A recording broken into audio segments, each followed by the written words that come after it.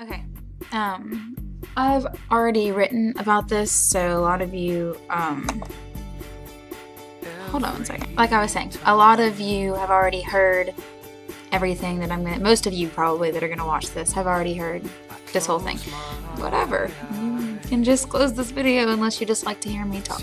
And I'm actually pretty much just gonna read it straight, like how I wrote it. So this literally is going to be nothing new if you've already read what I posted. Okay. Everybody has flaws.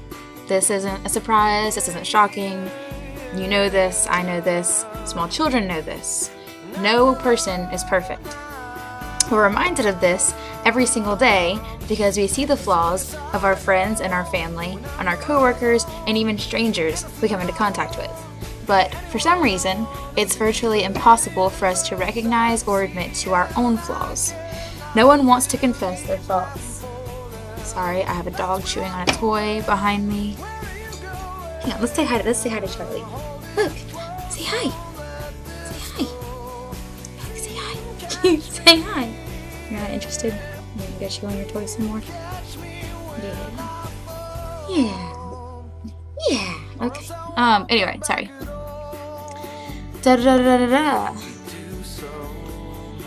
Like I was saying, nobody wants to confess their faults. Why would you? It's like standing naked in front of a crowd saying, look at all my imperfections, look at all the places where I'm unsuccessful. Nobody wants that. We feel defeated, we feel like people will think less of us and look at us differently. So instead, we build egos and we continually point fingers at what's wrong with everybody else in order to distract others and sometimes even ourselves from seeing what's wrong within us. See, this backfires in two ways. One, if you're not admitting to yourself that you have flaws, how do you plan on fixing them? How can you correct something that you didn't even know needed correcting? And two, you're not fooling anybody. If it's so easy for you to see their flaws, don't you think they see yours too?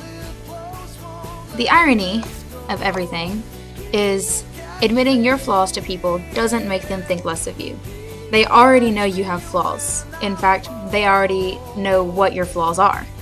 If you acknowledge your weaknesses, you're one step closer to changing them, which means you're one step closer to having more intimate, less bitter, longer lasting relationships. The cold hard truth is you can't make anybody else a better person.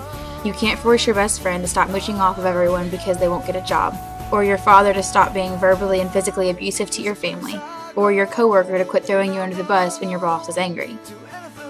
But you can better yourself, and you can recognize your own flaws and stop worrying about everybody else's.